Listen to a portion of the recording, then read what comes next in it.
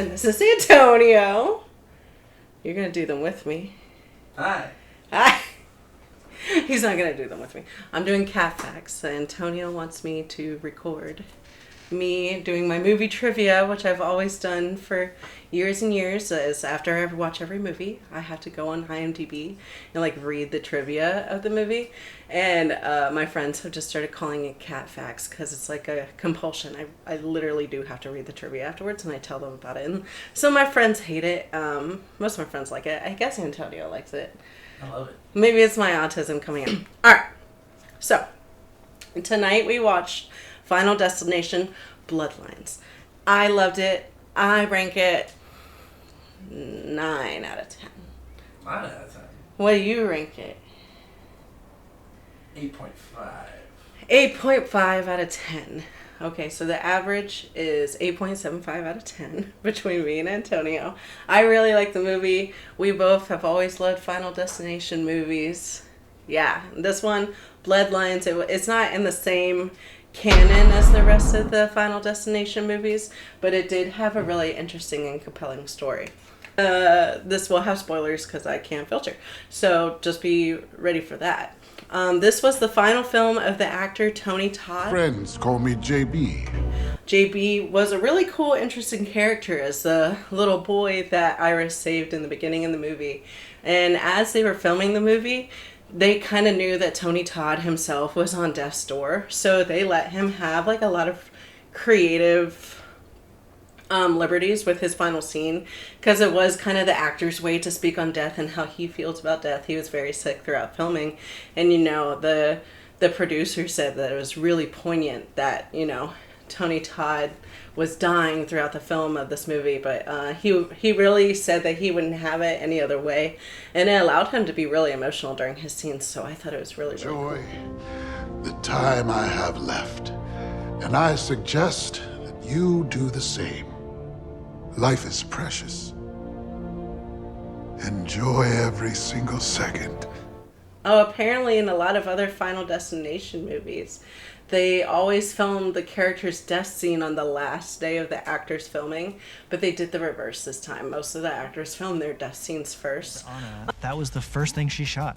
She showed up for first day, we're gonna kill you in a garbage compactor. The other thing that's crazy about that, in the take we're using in the film, she cried a single tear as the garbage compactor is going through her face. There was a real single tear that came out of her eye as she's dying. It was incredible. I really like that because then, it helps the actor be a little bit more paranoid during the rest of the scenes that they have before the death. A lot of Final Destination is like looking at what is it called? It's not Schrodinger's cat. Chekhov's gun. This movie is just like edging Chekhov's gun, and that's the whole film franchise. A 71-year-old stunt woman came out of retirement for the fire stunt in the premonition scene. Oh. Wow. The director said that he believes it might be a world record for the oldest person set on fire on camera. They literally set that woman on fire. No. Came out of retirement for this. For this, just to be lit on fire. I mean, I've always wanted to be a stunt double, and I think it would be really, really cool to be lit on fire. Owen Patrick Joyner, who played the character named Bobby, he had a very big peanut allergy in the movie, and so did the actor himself.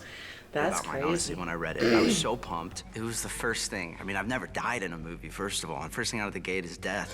It was super cool. Bobby has a peanut allergy, which I do too. I was doing the audition. They're like, have you ever had an allergy? And I was like, well, this is my EpiPen. And they're like, perfect. So the license plate on the car, I didn't catch this. When the very first car pulls up, the license plate is FL818E. So Flight 180, which is from the first movie. Oh.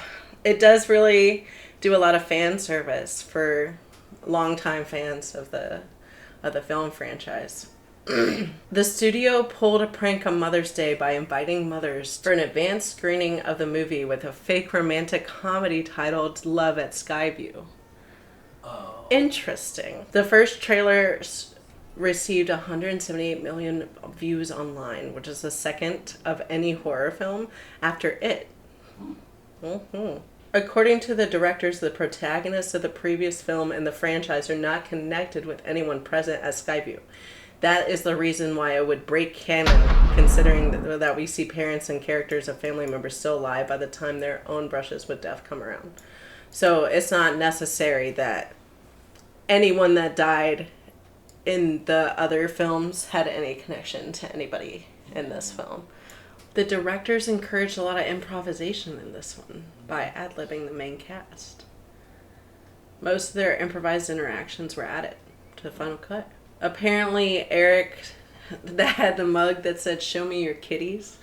There was a guy named Frankie in Final Destination 3 who said during the premonition, "Show me your titties." Show me your titties! Eric was originally supposed to be a live streamer who was killed in the midst of streaming a VR game. Wow, that's spooky. That would have been crazy.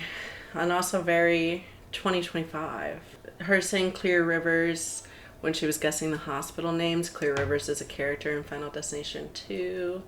That was another nod. Okay, I don't know why this information's important, but instead of going to a barbecue, the family would have met at Chuck E. Cheese ripoff called Howard's Happy House. Why did they change it? What? I don't understand. What? The Chuck E. Cheese would have been perfect. There's a movie theater in Argentina that had a screening of this movie, and the movie theater roof fell and almost killed a woman. The piece of debris managed to not hit her head. Theater in the country.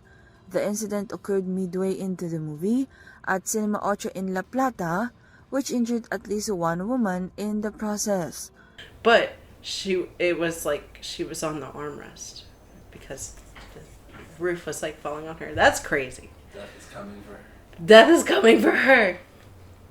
Yeah, because she survived. Dude, ooh, it's unknown if Death's plan could have been broken for good if Iris died outside of the influence of Death. So if she died from her illness that she had, Death would not have been responsible and couldn't continue his game of dominoes. I don't know if I agree with that, because I still think if you die of natural causes, you still die. It's still death.